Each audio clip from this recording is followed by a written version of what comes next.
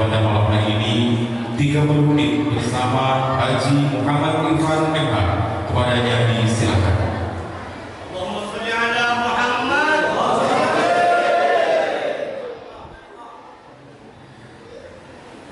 Assalamualaikum warahmatullahi wabarakatuh. Bismillahirrahmanirrahim. Wabihi nasta'in wa ala kulli shay'in. Wassalatu wassalamu ala asyrafil anbiya'i wal mursalin sayyidina wa nabiyyina wa maulana Muhammadin wa ala alihi wa ashabihi ajma'in. Rabbana la ilaha illa anta innaka antal aliyyul hakim. Rabbi shrah li sadri wa yassir li amri wahlul 'uqdatam min lisani yafqahu qawli. Para ulama, para kiai, para ustaz, dan para guru yang hadir pada kesempatan malam hari ini, khusus Kiai Suhan Abidin, Kiai Muhammad Sofi, Ustaz Saiful Malik, para ustaz yang lain yang di belakang saya tidak saya sebutkan satu persatu. Takmir masjid beserta seluruh pengurusnya, para panitia, Bapak Ibu, hadirin yang malam hari ini kita sama-sama hormat kelahiran dan baginda Nabi Muhammad SAW. Mudah-mudahan hadir kita, niat kita diijabah, diterima dan diridhoi oleh Allah Subhanahu wa Ta'ala, menjadikan kita nanti tercatat sebagai umat yang mendapatkan syafaat Rasulullah SAW.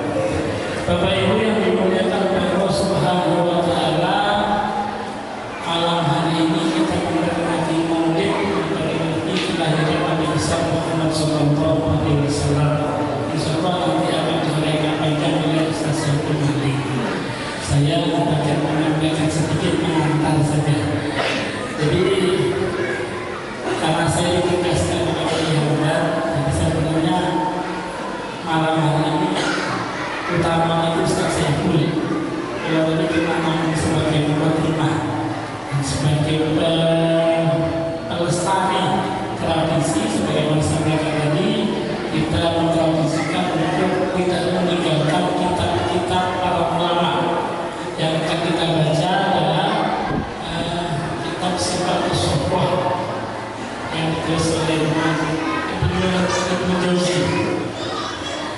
Jadi di dalam kitab ini disebutkan, berdasarkan kitabnya sudah 2 jilid, ada macam-macam sejarah mulai dari asal-usulnya Nabi, silsilah, nasab dan seterusnya, termasuk menyebutkan beberapa orang-orang yang dekat dengan Nabi.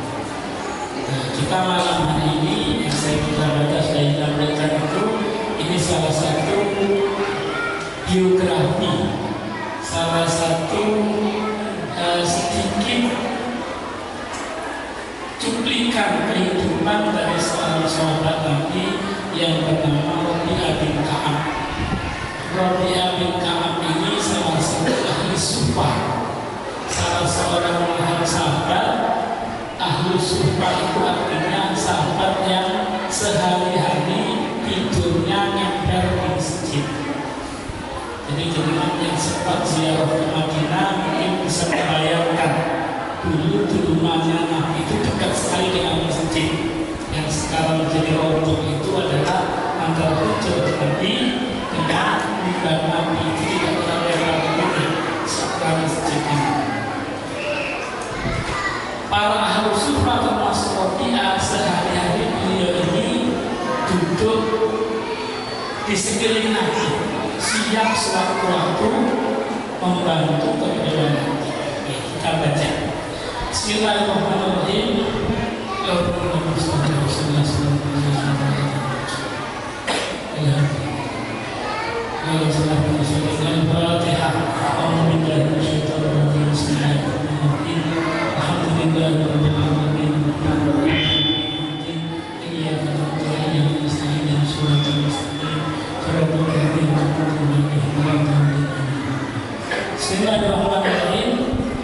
Muhammad mujmal. An-Rabi'ah bin Ka'ab qala kuntu akhdumu Rasulullah sallallahu alaihi wasallam. Jadi Rabi'ah bin Ka'ab saya Rasulullah pada intinya kuntu akhdumu Rasulullah sallallahu alaihi wasallam. Saya ini kata Rabi'ah sudah terbiasa untuk khidmah. Khidmah itu menjadi pelayan setia. Jadi namanya khidmah itu melayani dengan tulus tanpa berpikir mau digaji berapa, mau dikasih ongkos berapa, tidak pikir. Pokoknya tujuannya adalah melayani. Namanya khidmah. Maka biasanya para kiai, para guru kita, beliau masuk itu mendeklarasikan diri sebagai khodimul ma'had, pelayan daripada pesantren lain saat ini kebutuhannya. Termasuk Raja Saudi itu mengatakan dirinya sebagai khodimul haramain, pelayan dua masjid, artinya pelayan. Wa aqulu lahu bi hawaijihi ahliya ajma'. Dan karena beliau seorang khadim, seorang yang melayani Rasulullah, maka beliau itu selalu siap standby untuk memenuhi hajat-hajat kanjeng Nabi seharian penuh. Jadi kalau ibarat orang perusahaan, kata beliau ini pernah menyampaikan, shiftnya itu shift siang. Kan ada orang kerja tambang di KPJ itu ada yang berangkat subuh, pulangnya maghrib. Nah, itu shift siang katanya. Kalau berangkat menjelang maghrib, pulangnya subuh atau lagi subuh, namanya shift malam. Nah, beliau ini shiftnya shift siang. Seharian beliau berada di sekeliling Nabi, standby untuk membantu keperluan Nabi. Hatta nusalli Rasulullah sallallahu alaihi wasallam al-isya al-akhirah, sampai tiba waktu sholat isya yang terakhir, sampai Rasulullah sholat isya. Jadi dari pagi sampai isya. Jadi kalau kerjaan dari jam 6 sampai jam 6 ini lebih sedikit, dari subuh habis sholat subuh sampai nanti selesai sholat isya. Ini apapun yang dia akan terbantu, kemudian apa kebutuhan misalnya itu beliau. Selain itu beliau standby. Fa'ajlisu idza bihi dakhala baitahu. Maka saya ini duduk di pintu, di depan pintu Nabi ketika beliau itu masuk rumahnya. Ketika beliau ada keluar masuk rumah, maka beliau itu sudah kayak satpam atau propofis, sudah siap sedia. Alhamdulillah itu sampai Rasulullah sallallahu alaihi wasallam dalam hati beliau itu saya sengaja duduk di sini, standby di sini, siapa tahu, artinya dia siapa tahu suatu waktu kami butuh ada yang diperlukan, saya siap. Jadi betul-betul siap 86. Nah, pokoknya dan pernah meluangkan waktu selain siap khidmah pada Nabi. Dan saya kata, kenapa beliau jawab itu? Pertama, harus suka itu karena punya kerjaan lain, sengaja tidak bekerja. Kemudian beliau ini bukan lain. Beliau ini waktu itu memang belum nikah dan tidak mau nikah saat itu. Sampai beberapa kali diminta oleh Rasulullah kamu nikah saja, agak dipaksa-paksa sedikit, tetap tak mau. Alasannya kalau sampai saya menikah, saya khawatir khidmah saya nanti tidak maksimal. Akhirnya beliau nggak menikah sampai waktu itu, sampai dipaksa beliaunya, akhirnya baru mau. Jadi baru itu pun akhirnya ya takut, tapi kira-kira yang mau sama saya siapa? saya ini tidak punya apa-apa. Setelah itu dia ke masjid, maka menunggu ada yang kasih dari keluarga Nabi. Jika dia sudah mendatangi rumahnya sana dengan sana sampai itu, nanti kamu kasih untuk maharnya. Bilang sampai sana bapak itu, Nabi kirim salam supaya kamu menikahkan dengan saya. Bilang gitu ya. Akhirnya kemudian baru beliau menikah. Tapi sebelumnya beliau sengaja ingin menjaga. Saya lanjutkan, nama asal asmaul yang dulu Subhanallah, Subhanallah, Subhanallah. Maka ketika beliau sudah dari pagi itu sering banyak bacaan dia dengar kata-kata ngaji, kata-kata Nabi Haji Quran, baca yang lain. Tapi yang sering sekali dia katakan pada waktu itu beliau mendengar cukup panjang bacaan Nabi, cukup lama. Beliau mendengar katakan mengucapkan apa Subhanallah, Subhanallah, Subhanallah wa bihamdi. Tasbih. Subhanallah, Subhanallah, Subhanallah. Itu dibaca terus Nabi. Hatta Allah berarti. Kalau terlimanya ini berarti. Sampai kemudian saking lamanya baca itu, ya lama-lama ngantuk lah bahasa kita. Capek dengarkan itu, ingin pulang. Semuanya ada. Tapi didengarkan sampai akhirnya yang terhitung. Akhirnya Islam lama-lama nyerah. Lah melihat bagaimana Rabi'ah standby beliau berfikmah yang luar biasa kepada Nabi. Qala al-yawma bima yarhamu, maka kemudian kanjeng Nabi itu pernah suatu ketika manggil saya, kemudian beliau itu beliau itu mengatakan bersabda pada saya karena melihat bagaimana saya itu dianggap sudah maksimal, dianggap luar biasa. Jadi bagaimana hikmahnya itu, bagaimana sampai tertidur-tidur, sampai ngantuk-ngantuk, beliau tetap hikmah, tidak mengurangi semangat untuk hikmah. Nabi itu dari dikatakan dalam syair berjanji, Nabi itu beliau itu orang yang malu, sangat malu, kemudian juga takut, termasuk hatinya itu meles. Jadi ketika melihat bagaimana seorang Rabi'ah berhikmah yang luar biasa, hikmahnya yang istilahnya di luar umum lah, di luar biasa yang lain, sudah luar biasa ngantuk-ngantuk sampai capek-capek, dia terpaksakan diri. Nabi itu akhirnya ingin mengapresiasi. Kata Nabi, Salmi ya Rabi'ah, utika. Sudah kamu minta apa saja, utika, saya kasih. Sudah bonus, sudah kita kasih bonus. Kamu silakan minta apa saja, nanti tak kasih. Karena memang firman ini tidak ada bayarannya atas kemauan Rabi'ah sendiri. Tapi Nabi mengapresiasi, tidak kemudian enak ini tak dibayar, tak bayar, seenaknya Nabi. Tapi kita mengapresiasi. Mendengar penawaran yang masuk itu yang luar biasa itu. Kalau itu antum bi amri ya Rasulullah summa alim dzalika.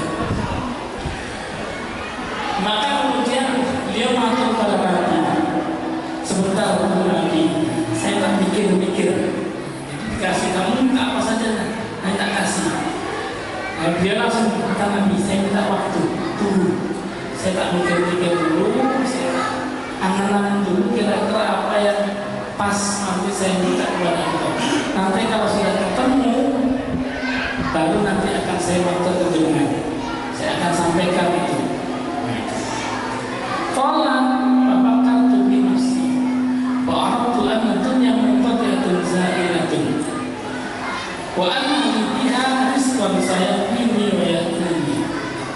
Maka kemudian kata Rabi'ah, saya mikir, dalam mikirnya itu Ini namanya manusia. Robi itu menurut saya melarat, belum punya istri, tidak punya pekerjaan, tidak punya penghasilan. Ya otomatis secara manusia mikir, iya, saya kan tidak punya apa-apa. Inginlah seperti sahabat yang lain, punya anak, punya istri, punya penghasilan seterusnya. Terlintas sedikit dalam pikirannya. Lalu kemudian setelah itu mikir, loh, aku bisa menantang yang Nabi kok minta yang begini, terlalu sepilih, urusan dunia itu sepilih.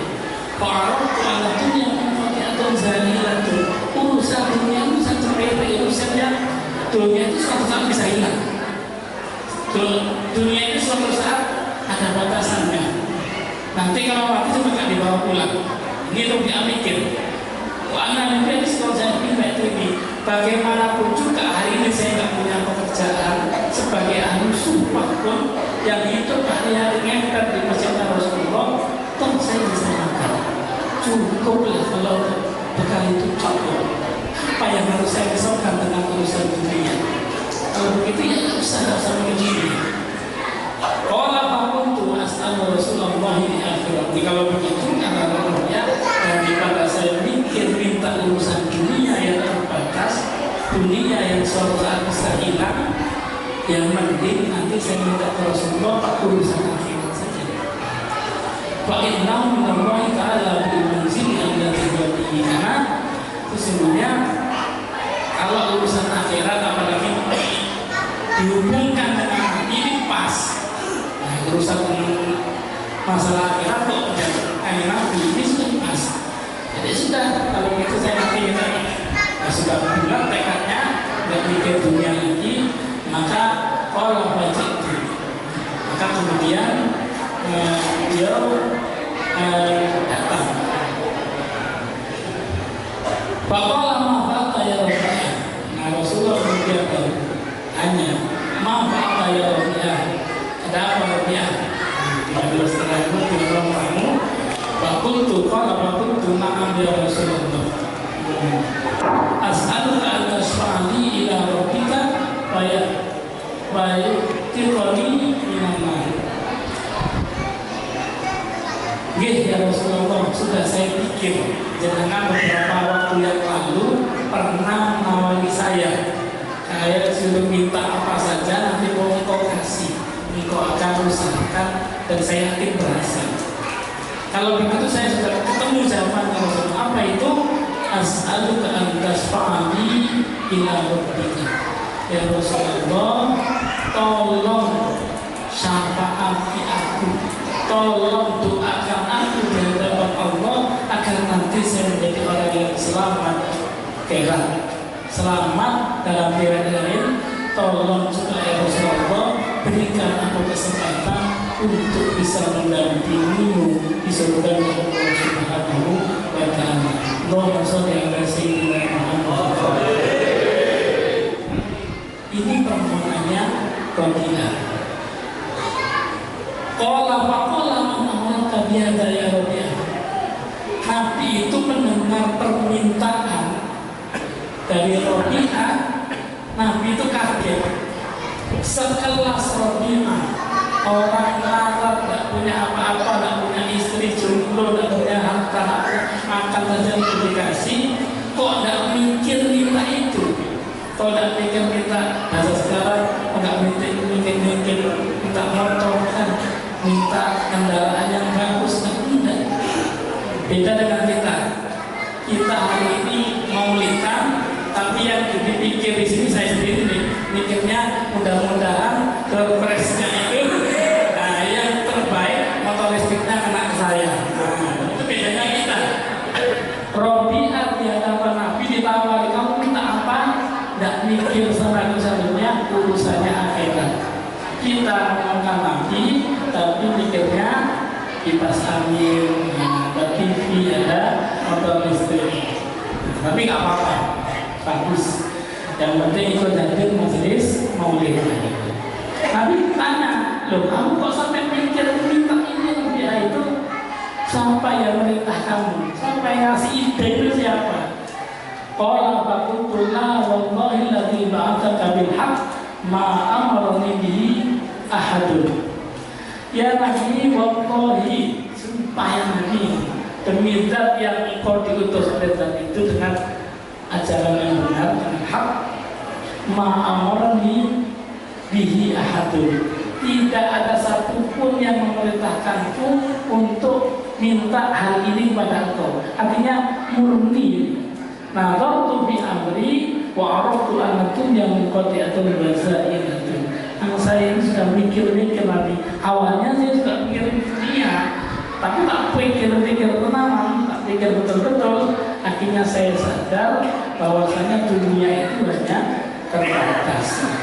Daripada minta yang terbatas, minta yang tidak ada batasannya. Wa anna bi rizqan saya ini, dan sesungguhnya kami pun sudah dijamin rezeki oleh Allah Subhanahu wa Ta'ala. Sugeng rawuh Pak Isodir bagus.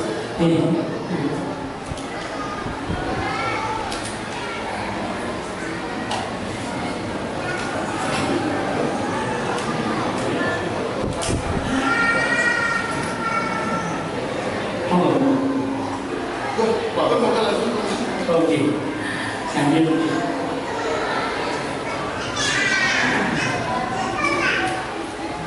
jadi kemudian ketika ditanya, Robi jawab, ini pun hasil mikir kan ini. Wakuntu as'al Rasulullah di akhirati, maka kemudian saya minta kepada Rasulullah urusan akhirat. Urusan akhirat tadi apa? Pertama, bisa disyafaati Rasulullah di akhirat, selamat dari api neraka, syukur-syukur bisa menjadi pendamping nanti di surga Allah Subhanahu wa Ta'ala. Tidak terlalu menyusahkan Nabi. Jadi Nabi itu sudah berat. Umat yang sudah terlanjur wafat, yang sudah terlanjur mati, meninggal, sing dosanya banyak, sudah banyak. Jadi orang Islam yang meninggal ketika terampok, ya mudah-mudahan akidahnya masih ada, itu sudah banyak. Yang mati dalam keadaan membawa dosa besar itu juga masih banyak. Jangan ditambahi lagi. Nah, kita yang masih kesempatan itu jangan karena sudah diberi Nabi, kemudian kita seenaknya berbuat maksiat, berbuat dosa, sehingga itu meskipun ada harapan kita masuk surga, tapi itu kita kurang adab lah, kurang kontrol kepada baginda Nabi Muhammad SAW. Nah, barangkali itu yang bisa kami sampaikan dan kami simpulkan dari hadis yang dari cerita dari nukilan yang masuk hadis katakan dahulu Nabi di situ. Kisah tentang seorang sahabat bernama Rabi'ah bin Ka'ab Al-Aslami.